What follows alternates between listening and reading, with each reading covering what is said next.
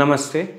మనమందరం ఏమనుకుంటాం, ఒక్కసారి షుగర్ రోగం వచ్చిందంటే ఇంకా లైఫ్ టైం మనకు ఉంటుందనేసి. అండ్ మనం దాని గురించి ఏం ట్రీట్మెంట్ వాడాలి, ఇప్పుడు లైఫ్ టైం మెడిసిన్స్ వాడాలని అనుకుంటాం. నేను డాక్టర్ చేతన్ రాజ్ని. నేను ఒక ప్రాక్టీసింగ్ హోమియోపాత్. హైదరాబాద్లో నా ప్రాక్టీస్ ఉన్నాయి, మల్టిపుల్ బ్రాంచెస్ ఉన్నాయి.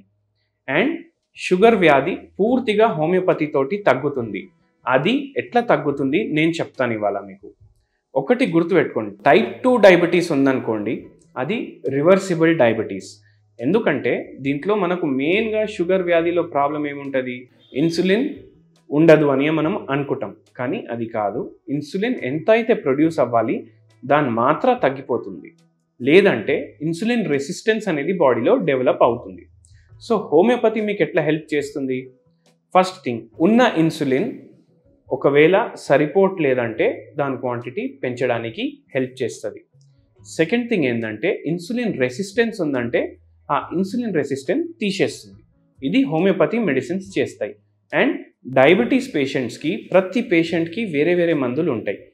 ఒకవేళ మీరు హోమియోపతి వాడుతున్నారు, ఇప్పుడు వేరే సిస్టమ్ ఆఫ్ మెడిసిన్స్లో 100 డయాబెటీస్ పేషెంట్స్ అంటే వాళ్ళ రిపోర్ట్లు చూసి వాళ్ళు సేమ్ మెడిసిన్ రాసేస్తారు. కానీ మన దగ్గర 100 డయాబెటీస్ పేషెంట్స్ ఉన్నారంటే 100 పేషెంట్లకి 100 సపరేట్ మందులు ఉండొచ్చు. సో అందుకే హోలిస్టిక్ ట్రీట్మెంట్ ఉంటుంది, పేషెంట్కి ట్రీట్మెంట్ ఉంటుంది, రోగానికి ట్రీట్మెంట్ ఉండదు. సో డీటెయిల్డ్ కేస్ టేకింగ్ తీసుకోవాలి మేము. అండ్ అది తీసుకోవడం వల్ల, మెడిసిన్స్ ఇవ్వడం వల్ల పేషెంట్ ప్రకారం పర్మనెంట్గా ప్రాబ్లం అనేది తగ్గే ఛాన్సెస్ ఉంటాయి. ఇంకోటి ఏంటంటే, ఇప్పుడు పేషెంట్స్కి స్ట్రెస్ ఉంటుంది, పేషెంట్స్కి వేరే వేరే టైప్స్ ఆఫ్ ప్రాబ్లమ్స్ ఉంటాయి. ఆ ప్రాబ్లమ్స్ కూడా కన్సిడర్ చేస్తాం మేము మందులు ఇవ్వడానికి. అందుకే డీటెయిల్డ్గా హిస్టరీ అడుగుతాం. ఫ్యామిలీ ప్రాబ్లమ్స్ ఉన్నాయా, లేదంటే ఫైనాన్షియల్ ప్రాబ్లమ్స్ ఉన్నాయా, నిద్ర సరిగా వస్తలేయా, లేదా ఎటువంటి కళలు వస్తున్నాయి, కళల్ని బేస్ చేసి కూడా మెడిసిన్స్ చేంజ్ అవుతాయి హోమియోపతిలో.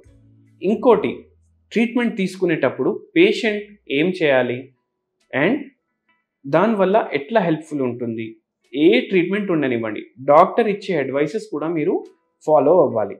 మీరు కార్బోహైడ్రేట్స్ మాత్రం మీ డయట్లో తగ్గించాలి. అండ్ మీరు గుడ్ ఫ్యాట్స్ తీసుకోవాలి.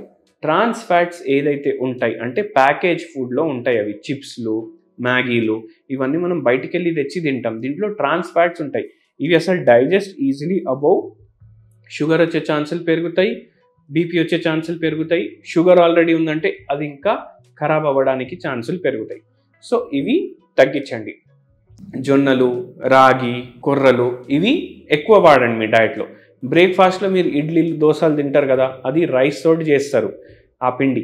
సో అది రైస్ మైనస్ చేసి దాంట్లో జొన్నలు యాడ్ చేయండి, లేదంటే రాగి యాడ్ చేయండి. దాంతో మీరు ఇడ్లీలు కూడా చేసుకోవచ్చు, దోశలు కూడా చేసుకోవచ్చు. దోశలు ప్రిపేర్ చేసేటప్పుడు ఎక్కువ ఆయిల్ కూడా వాడకండి. ఒకవేళ మీరు వాడుతున్నారంటే coconut oil best, and sunflower oil ఎక్కువ వాడకండి. ఇవి కొన్ని టిప్స్.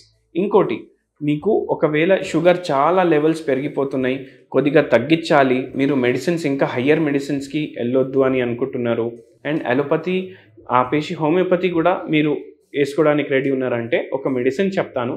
దీంతో పర్మనెంట్గా తగ్గదు, కానీ ఉన్న వాల్యూ కొంచెం మీకు నార్మల్ రావడం స్టార్ట్ అవుతుంది. దానికి ఆరం సల్ఫ్ 10 mg పొటెన్సీలో 5 drops in 1 cup of water మీరు డైలీ తీసుకుంటే దీంతో కొద్దిగా లెవెల్స్ మీది కంట్రోలర్ రావడం స్టార్ట్ అవుతాయి. మీరు ఇది ఎక్స్పీరియన్స్ చేసిన తర్వాత పూర్తిగా హోమియోపతి తోటి రివర్స్ చేసుకోవాలి డయాబెటీస్ అంటే మీరు నాకు కాంటాక్ట్ చేయొచ్చు.